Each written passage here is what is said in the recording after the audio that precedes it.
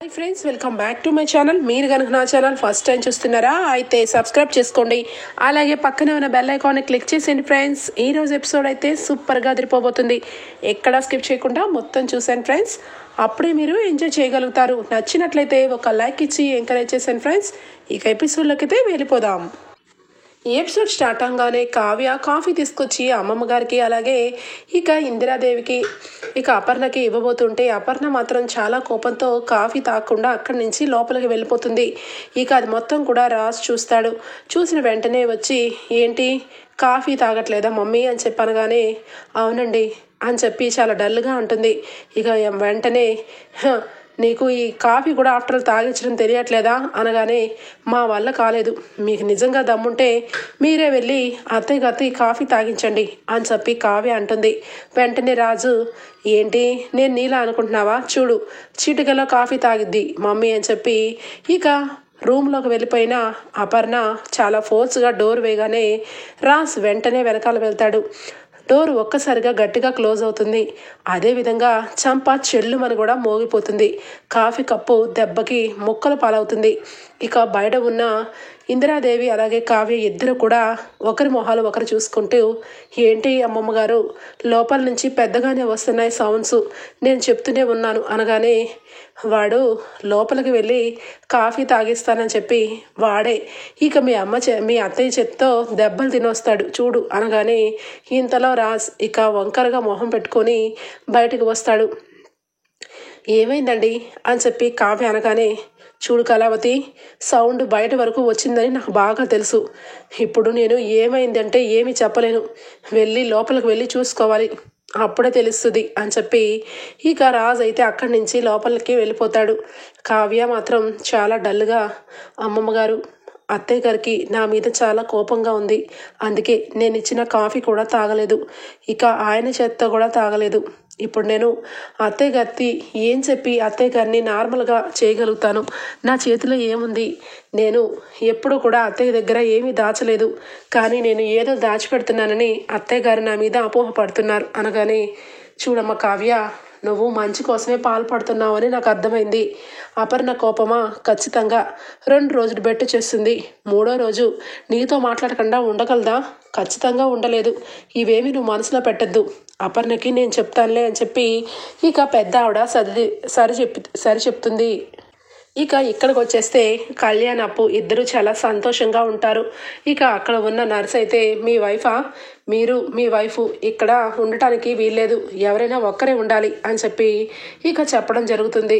ఇక కళ్యాణ్ అయితే అప్పు నువ్వు ఇంటికి వెళ్ళు, నేను ఇక్కడే ఉండాలి అని చెప్పి అనగానే అదేంట్రా బాయ్, నువ్వు ఇక్కడ ఉంటే నేను అక్కడ ఉండడం ఏంటి, నేను కూడా ఇక్కడే ఉంటాను, ఎవరు ఏమడుగుతారో నేను చూస్తాను అనగానే నువ్వు ఇప్పుడు టామ్ బాయ్ కాదు, పోలీస్ ట్రైనింగ్ తీసుకుంటున్నావు కాబట్టి ఇక రూల్స్ని పాటించాలి, నువ్వు ఇంటికి వెళ్ళు, నేను ఇక్కడే ఉంటాను, ఈ లోపల ఎవరైనా వస్తే కావాలంటే నేను ఇంటికి వస్తాను అని చెప్పి ఇద్దరు మాట్లాడుకుంటూ ఉంటే ఇక తాతయ్య గారిని చూస్తూ చాలా బాధపడుతుంది అప్పు. తాతయ్య గారు అచ్చం నిద్రపోతున్నట్టే అనిపిస్తున్నారు, తొందరగా తాతయ్య గారు కోలుకోవాలి అని చెప్పి అప్పు కళ్ళు వెంట ఇక నీళ్లు పెట్టుకుంటుంది. ఇక వెంటనే తాతయ్య ఖచ్చితంగా పడుకున్నట్టే అనిపిస్తున్నారు, కానీ మనం మాట్లాడుకున్న ప్రతి మాట తాతయ్యకి వినపడుతుంది అని చెప్పి ఇక కళ్యాణ్ కూడా అంటూ ఉంటే ఇక అమ్మటే అప్పు తాతయ్య గారు మీరు తొందరగా కోలుకొని మామూలు మనిషి అయిపోవాలి తాతయ్య గారు, నేను కూడా పోలీస్ ట్రైనింగ్ తీసుకుంటున్నాను, మీరు నన్ను పోలీసుగా చూడాలి అని చెప్పి ఇక అంటూ ఉంటుంది. ఇంతలోనే అనుకున్న ప్రకారమే రాజ్ కావ్య వస్తారు. రాజ్ కావ్య రాగానే అప్పుని చూస్తారు. అప్పు ఏంటి నీలో ఇంత మార్పు, ఏంటి జడ, ఈ కట్టుబొట్టు అని చెప్పి కావ్య ఆశ్చర్యపోతుంది. ఇక అప్పు అయితే అక్క మనం ఎప్పుడూ ఒకేలా ఉండలేం కదక్క, ట్రైనింగ్లో అలా ఉండకూడదంట, అందుకే ఈ జుట్టు అనగానే పోనీలేవే అచ్చ తెలుగు ఆడపిల్లలా కనిపిస్తున్నావు, చాలా అందంగా ఉన్నావు, నా దిష్టి తగిలే ఉంది, ఇదేంటి ఎవరికి చెప్పా చేయకుండా సడన్గా అని చెప్పి కావ్య ఆనందంతో అడుగుతుంది. ఇక వెంటనే అది నీకు తెలియదులేక 3 రోజుల వరకు ఇక ఎవరైనా స్ట్రెస్గా వీలైతే ఇంటికి వెళ్ళి రండి, తర్వాత 3 నెలల వరకు కుదరదన్నారు, ఇక అందుకే టైం దొరికింది కదా అని చెప్పి కళ్యాణి కూడా తెలియకుండా వచ్చేసా అని చెప్పి ఇక చెప్తుంది. ఇక వెంటనే కళ్యాణ్ అయితే వదిన ఏంటి వదిన, ఏదో చెప్పాలన్నట్టుగా మీ మొహం చూస్తుంటే అనిపిస్తుంది అనగానే, అబ్బే అదేమీ లేదు కవి గారు, మీకోసం క్యారేజ్ తెచ్చాను, భోజనం చేయండి అని చెప్పి కావ్య చాలా డల్గా అంటుంది. ఆ మాటలు చూసి కళ్యాణ్ ఇక రాజ్ మొహం చూసి ఇద్దరు కూడా ఏదో దాచిపెడుతున్నారు అని చెప్పి మనసులో అనుకుంటాడు. ఇక కావ్య అలాగే రాజ్ తాతయ్య గారి దగ్గరికి వెళ్ళగానే కళ్యాణ్ వచ్చి అప్పుతో చెప్తూ ఉంటాడు, నీకు తెలియదు కదా అప్పు, ఈ మధ్య చాలా చాలా బాధల్లో ఉన్నారు. ఇంట్లో అందరూ కూడా తాతయ్య గారి గురించి చాలా బాధలో ఉన్నారు. కానీ రాజ్ అన్నయ్య కావ్య వదిన మాత్రం ఈ బాధలతో పాటు ఏవో మాత్రం వాళ్ళ మనసుకి చాలా పెద్ద స్ట్రెస్సే తీసుకుంటున్నారు అని చెప్పి అనగానే ఇక అప్పు అయితే సైలెంట్గా ఏమైంది, ఏ స్ట్రెస్ అది అని చెప్పి అడుగుతుంది. అదే తెలిస్తే బాగుండు, కానీ ఎవరికి చెప్పట్లేదు, కానీ పెద్ద విషయమే జరుగుతుంది అని చెప్పి ఇక కళ్యాణ్ అంటాడు అప్పుతో. సరే అయితే నేను కనుక్కుంటాను అని చెప్పి కావ్య ఒంటరిగా ఉండటం చూసి అప్పు కావ్యక్క అని చెప్పి దగ్గరకు వస్తుంది. చెప్పవే అప్పు, చాలా రోజుల తర్వాత మళ్ళా నిన్ను చూసినాక కాస్త నాకు మనసు కుదుటపడింది అని చెప్పి కావ్య అంటూ ఉంటే, నీ మనసు కుదుటపడింది, కానీ నేను నీకు ఒక విషయం చెప్పడానికి వచ్చాను. కళ్యాణ్కి సర్ప్రైజ్ చేశానని చెప్పాను, కానీ నిజానికి పోలీస్ ట్రైనింగ్ పూర్తయిపోయింది. ఇక నేను పోలీస్ అయిపోయినట్టే, కానీ ఇది సీక్రెట్ మిషన్, ఎవరికి ఈ విషయం చెప్పొద్దు అని చెప్పి అంటుంది. వెంటనే కావ్య, ఏంటి అప్పు, ఏం మాట్లాడుతున్నావు అనగానే, అవునక్క, నువ్వు ఎవరికి చెప్పుకోకపోయినా కొన్ని విషయాలు అలా దేవుడే మాకు చెప్తాడు. నిజానికి మాకు నువ్వు పడుతున్న స్ట్రగుల్ ఏంటో తెలుసు అనగానే షాక్ అయిపోతుంది కావ్య. ఏం మాట్లాడుతున్నావు అప్పు, నేను బాధపడుతున్నట్టు నీకెలా తెలుసు అనగానే, నాకేంటి, మా పోలీస్ ట్రైనింగ్ తీసుకున్న వాళ్ళందరికీ తెలుసు. నువ్వు నందగోపాల్ అనే వ్యక్తి ఇక ఆఫీస్ బోర్డు తిప్పేసి డబ్బు మొత్తం ఇక తాతయ్య గారి పేరు మీద ఉన్నట్టుగా తెలుసుకొని బోర్డు తిప్పేశాడు. దానికి తగ్గ తాతయ్య గారి ఆస్తులన్నీ కూడా జప్తు చేస్తామని బ్యాంకు వాళ్ళు వచ్చారు. ఇదే కదా జరిగింది అనగానే ఒక్కసారిగా కావ్య షాక్ అయిపోతుంది. అవును, ఇదంతా నీకెలా తెలిసే అప్పు అనగానే, అక్క, ఆ నందగోపాల్ గాడు చాలాసార్లు ఇలాగే చేస్తున్నాడు. వీడి గురించి మా పోలీస్ ట్రైనింగ్లో విషయం తెలిసింది. వాడి గురించి A to Z అంతా ఎంక్వైరీలు జరుగుతున్నాయి. వాడు ఎక్కడో ఒక దగ్గర దాక్కొని ఉన్నాడు. కానీ వాడిని పట్టించడానికి నన్నే స్పెషల్గా ఇక్కడికి రప్పించారు. వాడిని నా చేతులతో నేనే పట్టుకొని ఇక పోలీస్ స్టేషన్లో వాడికి సెల్లో పెట్టాల్సిన బాధ్యత నాకుంది అనగానే, వాడి గురించి నీగానే తెలిసింది అనగానే, నాకెందుకు తెలీదు, వాడి పూర్వత్వాలన్నీ తీస్తే ఇక తాతయ్య గారి వల్ల ఫ్రెండు వాళ్ళ తాతయ్య గారేనని వాడి ఛార్జ్ షీట్లో తెలిసింది. వాడు చాలా వరకు ఎన్నోసార్లు టోకరా పెట్టి ఇలాగే చాలా చోట్ల బోర్డు తిప్పేసి చాలామందిని రోడ్డు మీద తీసుకొచ్చాడంట. ఇక పట్టుబట్టి వాడిని వెతకడానికి స్పెషల్గా ఎవరైనా వెళ్తారా ధైర్యం చేసి అని చెప్పి అడిగారు. నేను ఇక వెంటనే నాకు అర్థమైంది. ఇక విషయాన్ని బ్యాంకు వాళ్ళని అందరినీ ఎంక్వైరీ చేయించారు. ఇక అప్పుడు తెలిసింది ఏంటంటే, వాడు హ్యాపీగా అప్పు మొత్తం మీ ఫ్యామిలీ మీద వేసి వాడు దొరకకుండా తిరుగుతున్నాడని. ఇందాకే బావ వాళ్ళ ఫ్రెండ్ పోలీస్ ఆఫీసర్, అతనితో మీట్ అయ్యే వచ్చాను, జరిగిందంతా అతనే చెప్పాడు అనగానే ఒక్కసారిగా కావ్య ఆశ్చర్యపోతుంది. ఈ విషయం ఎవరికి తెలియకూడదు, అందుకే కళ్యాణ్ని కూడా చెప్పలేదు. నేను వాడిని పట్టుకోకుండా నేను ఊరు వెళ్ళను. వాడిని పట్టుకొని వాడిని అందరి ముందు ప్రజల సొమ్మంతా కక్కించి వాడికి సంకెళ్ళు వేసే వరకు నిద్రపోను అని చెప్పి అప్పు అంటుంది. అప్పు, వాడు మాకు దొరికినట్టే దొరికాడు, కానీ తర్వాత జారుకున్నాడు. వితిన్ సెకండ్లో పారిపోయాడే. వాడు ఎక్కడున్నాడో ఎవరికి తెలియదు. అందుకే ఈ రోజు కూడా రాత్రింబవళ్ళు వాడి గురించి ఆలోచన అని చెప్పి కావ్య అంటుంది. ఇక వెంటనే, అక్క, నీకు వాడి గురించి ఆలోచిస్తే ఏమన్నా కొంచెం కన్నా క్లూ అనిపించినా నాకు చెప్పు, నేను ఖచ్చితంగా సీక్రెట్గా వాడి గురించి తెలుసుకుంటాను అని చెప్పి అనగానే, ఖచ్చితంగా చెప్తానే, చెప్పకుండా ఎందుకుంటాను అని చెప్పి అనగానే 1 minute అక్క అని చెప్పి ఫోన్ని లిఫ్ట్ చేస్తుంది. ఇంతలోనే పోలీస్ వాళ్ళు అప్పుకి ఫోన్ చేస్తారు. ఇదిగో అప్పు, నువ్వు వెళ్ళిన పని మీద వెళ్ళినప్పటి నుంచి ఇక్కడ మేము ఫోన్లు ట్రాపింగ్ అన్నీ కూడా చేశాము. నందగోపాల్తో ఎవరు ఫోన్ చేసి మాట్లాడినా ఖచ్చితంగా మనకు తెలిసేలాగా ఇక వాడి ఫోన్ నంబర్లు అన్నీ కూడా మన ట్రాప్లో ఉన్నాయి అని చెప్పి అనడం జరుగుతుంది. వెంటనే వెరీ గుడ్, నేను కూడా వాడి ఫోన్ కాల్ కోసమే ఎదురు చూస్తున్నా. వాడికి ఎవరు ఫోన్ చేసినా ఆ వ్యక్తి ఎవరో తెలుస్తుంది, వాడు ఎక్కడున్నాడో తెలిసిపోతుంది అని చెప్పి అంటూ ఉంటుంది అప్పు. ఇంతలో రాజ్ బయటకు వస్తాడు. జరిగిందంతా కావ్య చెప్తుంది. అప్పు అలాగే ఇక రాజ్, కావ్య ముగ్గురు కూడా నందగోపాల్ని పట్టుకోవడానికి చాలా ప్రయత్నిస్తారు. ఇక నెక్స్ట్ డే అవుతుంది. రుద్రాణి ఇక అనామిక ఫోన్ కోసం వెయిట్ చేస్తూ ఉంటుంది.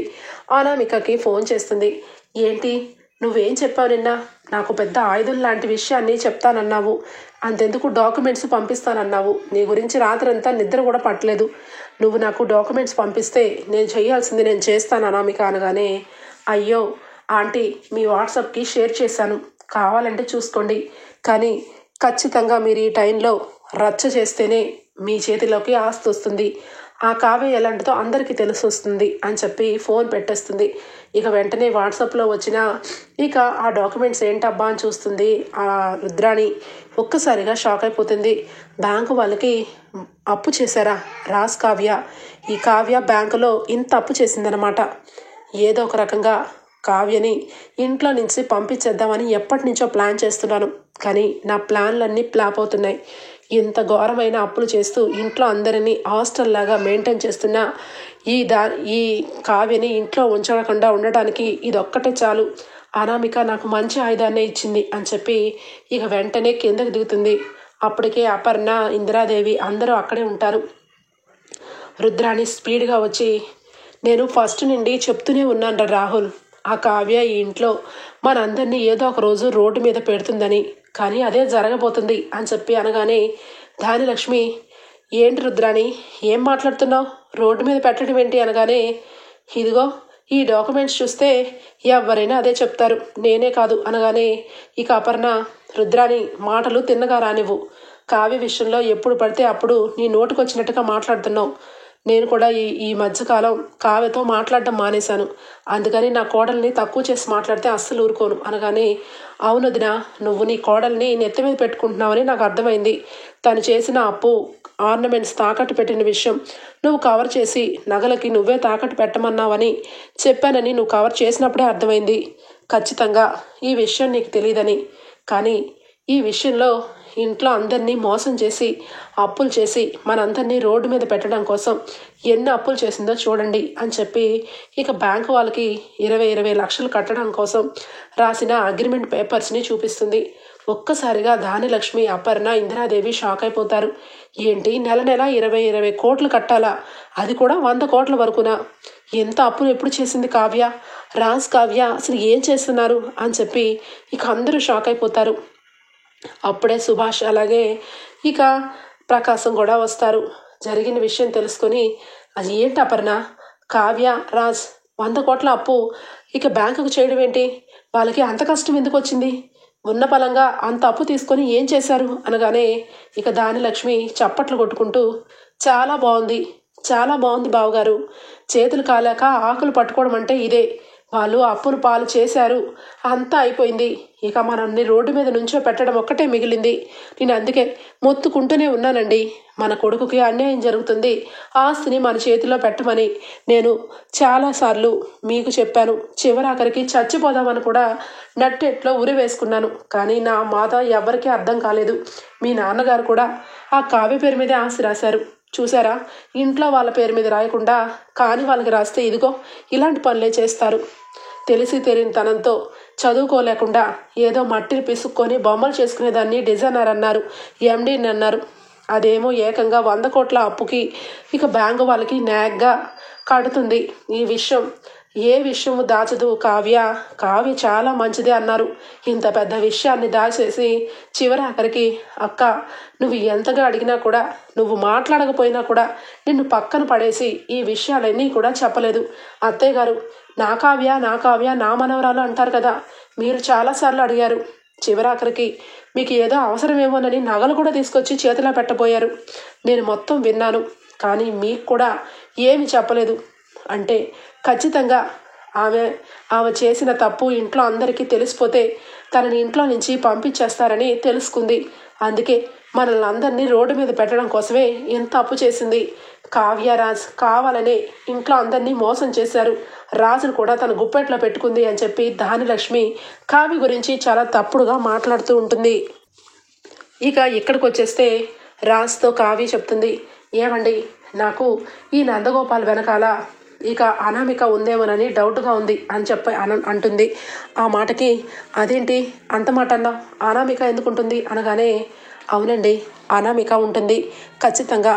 అప్పు, అనామిక, నువ్వు, కళ్యాణ్ ముగ్గురు కలిసి ఈ ముగ్గురు ఫ్రెండ్షిప్ చేసినప్పుడు నందగోపాల్ అనే వ్యక్తి కామన్గా అనామిక ఫ్రెండ్ అని నువ్వు 4-5 సార్లు చెప్పావు, నీకు గుర్తుందారా అనగానే, అవును కానీ ఆ నందగోపాల్ ఇక తన క్లాస్మేట్ అని చాలాసార్లు చెప్పింది అనగానే, తప్పు చేయాల్సిన వాళ్ళు ఏదో ఒకటి చెప్తారు అప్పు, కానీ ఆ నందగోపాల్ అనే వ్యక్తి తనకి సంబంధం ఉందని నాకు నిన్నటి నుంచి అనిపిస్తుంది. రుద్రాణి గారు అనామికతో మాట్లాడారు, ఎవరు వెళ్ళలేదేమో అనుకున్నారు, కానీ స్వప్న వినింది. స్వప్న నాకు చెప్పింది నందగోపాల్ అనే వ్యక్తి స్వప్న ఇక అనామికతో మా అత్త కాంటాక్ట్లోనే ఉందే, ఏదో చేయబోతుంది. నేను ఏంటని అడిగితే నా మీద మాలిన ప్రేమ చూపిస్తుంది, అలా ప్రేమ చూపించిన ప్రతిసారి ఏదో రద్దాంతం జరుగుతుంది అని చెప్పి నాకు చెప్పింది. నేను ఆ మాట తీసుకొని వెంటనే రుద్రాని ఫోన్ మాట్లాడుతుంది కాబట్టి ఆ ఫోన్ని తీసుకొని నైట్ చూశాను. అందులో అనామికతో మాట్లాడింది. అనామిక ఇంకా కాంటాక్ట్లోనే ఉంది. అనామికకి మన కుటుంబం మీద చాలా ద్వేషం ఉందండి. ఆ రోజు గోల్డ్ విషయంలో, కిరీటం విషయంలో కూడా తను మనల్ని అందరి ముందు పరువు పోయేలాగా చేయాలనుకుంది. దేవుడి దయ వల్ల ఆ కిరీటాన్ని నేను భద్రపరచడం బట్టి మనకు ఆర్డర్ ఉంది, ఏదంటే నలుగురిలో మనం నవ్వుల పాలయ్యే వాళ్ళం. ఆ అనామిక మన మీద చాలా కుట్రతో ఉంది. ఆ కుట్ర ఏంటి అన్నది నేను బాగా ఆలోచించాను.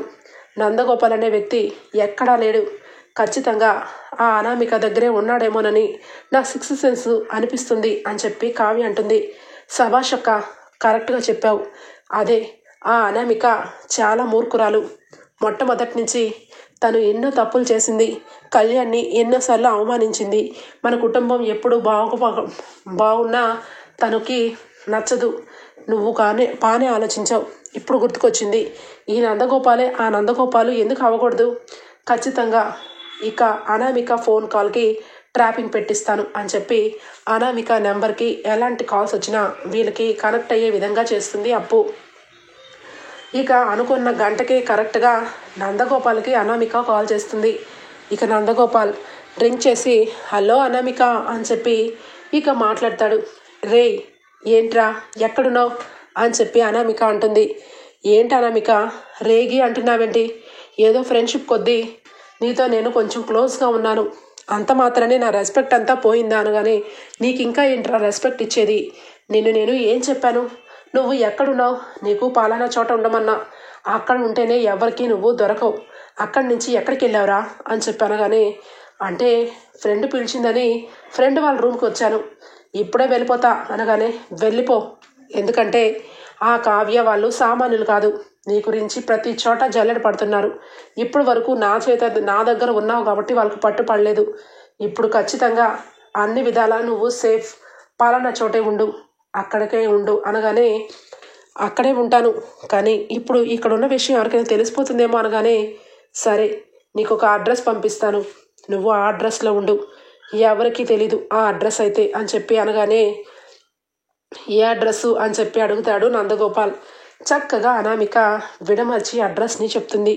అంతే, అప్పు కావ్య ఇద్దరు కూడా అమ్మయ్య దొరికిపోయాడు, ఈ నందగోపాల్తో పాటు ఆ అనామిక కూడా దొరికిపోయింది అని చెప్పి వెంటనే వితిన్ సెకండ్లో ఫోన్ని కట్ చేసి ఇక అప్పు పోలీసులను తీసుకొని రాజ్, కావ్య అందరూ కలిసి ఇక నందగోపాల్కి ఏ అడ్రస్ చెప్పిందో ఆ అడ్రస్ దగ్గర ముందుగానే ఉంటారు. ఇక నందగోపాల్ ఎప్పుడెప్పుడు వస్తాడా, ఎప్పుడెప్పుడు పట్టుకుందామని ఎదురు చూస్తూ ఉంటారు. అదే టైంలో ఇక అపర్ణ కాల్ చేస్తుంది కావ్యకి. ఈ విషయం గురించి నా కోడలికి అడగాలి, అనవసరంగా నా కోడల మీద నిందలు వేయకండి, నా కోడలు ఎంత పని చేయదు అని చెప్పి ఫోన్ చేస్తుంది. ఫోన్ కట్ చేస్తుంది కావ్య. ఒక్కసారిగా ఇంట్లో అందరూ, చూసావు కదా అక్క, కావ్యకి ఎంత తల పొగరెక్కిందో, నీ ఫోన్నే కట్ చేస్తుంది అనగానే, ధాన్యలక్ష్మి నా ఫోన్ని కట్ చేస్తుంది అంటే తల పొగరని ఎందుకు అనుకుంటావు, తను ఏమైనా బిజీగా ఉందేమో అనగానే, ఏమో ఎవరికి తెలుసు, అని చెప్పి అనే లోపలే ఇక శృతి ఫోన్ చేస్తుంది ఆఫీస్ నుంచి. సార్, ఇక మేడం ఇంకా ఆఫీస్కి రాలేదు, మేడంతో కొంచెం మాట్లాడాలి అని చెప్పి శృతి ఇక సుభాష్కి ఫోన్ చేయగానే సుభాష్ ఆశ్చర్యపోతాడు. కోడలు ఆఫీస్కి వెళ్ళలేదా అని చెప్పి, సరే సరే అమ్మా, ఇంట్లో లేదు, ఇక ఆఫీస్కే వచ్చిందేమో అనుకుంటున్నాము అని చెప్పి ఫోన్ పెట్టేస్తాడు. ఇక వెంటనే రుద్రాని, చూసావు కదా అన్నయ్య, ఆవిడ గారు ఆఫీస్లో లేరు, అలా అని చెప్పి ఎక్కడ ఉన్నారో ఎవరికి తెలియదు, ఏ టైంలో ఫోన్ కట్ చేసిందో కూడా తెలియదు. ఆ కావ్య ఏదో దాచిపెడుతుందని మొన్నటి వరకు అనుకున్నాం, కానీ ఇప్పుడు నిజం తెలిసింది కదా, 100 కోట్లు ఏ రకంగా చేసిందో ఏమో, లేకపోతే ఎవరికి తెలియకుండా 100 కోట్ల రూపాయలు ఇక హ్యాపీగా తల్లి చేతిలో పెట్టిందేమో. అసలే వాళ్ళ ఫ్యామిలీ ఎలాంటిదో మనకు పెళ్ళికి ముందే తెలుసు. రాజుకి ముసుగేసుకొని వచ్చి కూర్చోపెట్టింది ఆ కనకం. అప్పనంగా దొరికాడని రాహుల్ని వాడుకొని ఇదిగో ఈవిడ గారిని ఇంట్లో దించింది అనగానే స్వప్న చాలా కోపంతో, నోర్మి, ఏం మాట్లాడుతున్నావు అత్త, నా గురించి తప్పుడుగా మాట్లాడినా, మా చెల్లి గురించి తప్పుడుగా మాట్లాడినా ఊరుకోను. కావ్య 100 కోట్ల రూపాయలు అప్పు చేసిందంటే మీరందరూ ఎలా నమ్ముతున్నారో నాకు తెలియదు. కావ్య తప్పు చేయదు. కావ్య మొన్ననే నాతో కొన్ని విషయాలు మాట్లాడింది. అక్క, కొంతకాలం వరకు ఇంట్లో చాలా చాలా తక్కువ ఖర్చులు అవుతాయి, ఈ ఖర్చుల్లో నీ మనసు నొచ్చుకుంటుంది, అందుకే ముందే చెప్తున్నాను, కొన్ని విషయాలు తర్వాత నిదానంగా నీకు చెప్తానంది. కావ్య ఏమీ చేయట్లేదు, ఏదో పెద్ద విషయంలో ఇరుక్కుందని నాకు అర్థమైంది. ఇంతలోనే ఇదిగో ఈవిడ గారు ఈ పంచాయతీ పెట్టారు అని చెప్పి స్వప్న అంటుంది. ఇక ఇంతలోనే కళ్యాణ్ వస్తాడు. ఇక కళ్యాణ్ వెంటనే, పెద్దమ్మ టీవీ ఆన్ చేయండి అని చెప్పి ఆన్ చేయగానే అందులో కనబడుతుంది అసలు భాగవతం మొత్తం. కావ్య అలాగే రాజ్ ఇద్దరు కూడా ఇక నందగోపాల్ని పట్టుకునే ప్రయత్నంలో రాయి పెట్టి నందగోపాల్ కాలు మీద ఇసురు కొడుతుంది. పారిపోతున్న మనిషి కిందకి దెబ్బకి పడతాడు. అప్పు వెళ్ళి ఇక క్యాచ్ చేస్తుంది. ఇద్దరు అక్క చెల్లెళ్ళు నందగోపాల్ని ఒక రేంజ్లో ఆడుకుంటారు. పోలీస్ జీబుకి కూర్చోపెట్టి అరెస్ట్ చేస్తుంది అప్పు. ఇక టీవీల్లో వాళ్ళు చెప్తూ ఉంటారు, 100 కోట్ల ప్రాపర్టీని సంతకాన్ని పెద్ద ఆయన సంతకానికి గౌరవం ఇచ్చి కావ్యరాజ్ ఇద్దరు కూడా ఆస్తిని ఇక జప్తు చేయనివ్వకుండా ఒక బేస్ మీద ఇన్స్టాల్మెంట్ మీద 20 కోట్లను తీరుస్తామని ఒప్పందం కుదుర్చుకున్నారు. ఇక ఈ నందగోపాల్ అనే వ్యక్తి 100 కోట్ల రూపాయలు ఇక టోకరా పెట్టేసి ఇక ఇక్కడిక్కడే తిరుగుతున్నాడు. ఈ విషయం కనుక్కొని కావ్య అప్పు చాలా చాలా డేర్ చేశారు. ఆడపిల్ల అయిన కావ్య పోలీస్ ఆఫీసర్గా మారిన అప్పు అని చెప్పి ఇద్దరు పేర్లు వేస్తూ ఉంటారు. ఇక ఒక్కసారిగా కుటుంబం ఆశ్చర్యపోతారు.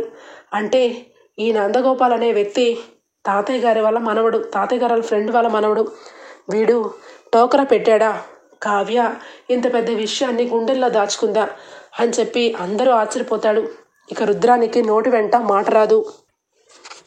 ఇక ఇక్కడికి వచ్చేస్తే నందగోపాల్కి అరెస్ట్ చేసి జీబులో కూర్చోపెట్టి, రే డబ్బెక్కడుంది రా అని చెప్పి రాజ్ అంటూ ఉంటే, అయ్యో సార్, ఇంకా నా దగ్గర డబ్బు ఎక్కడ ఉంటుంది, నేను వాడుకున్న పావు లాంటి వాడిని, నన్ను ముందు పెట్టి వెనక రంగం అంతా తిప్పింది ఆ అనామికనే 100 కోట్లు నొక్కేసింది, నన్ను ఫారెన్ పంపిస్తానని నాతో ఈ తప్పు చేయించింది.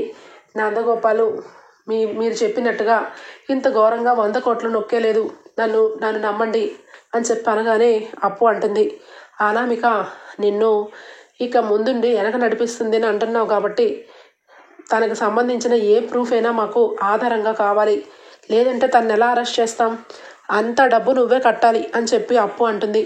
లేదండి, ఆ అనామిక నాతో మాట్లాడిన కొన్ని కాల్స్ ఉన్నాయి, ఆ డబ్బుల్ని తన దగ్గర పెట్టుకునే స్థలం దగ్గర నుంచి అన్నీ నాకు తెలుసు, కావాలంటే నన్ను ఇప్పుడే అక్కడికి తీసుకెళ్ళండి, మొత్తం బట్టబయలు చేస్తాను, అంతెందుకు వాళ్ళ ఆఫీస్కి సంబంధించిన సీసీటీవీ ఫుటేజ్లో నేను అనామిక అక్కడ మాట్లాడుకొని డబ్బుని భద్రపరిచాము, ఇవన్నీ కూడా మీకు ప్రూఫ్సే కదా అని చెప్పి ఇక సృహ కోల్పోతాడు.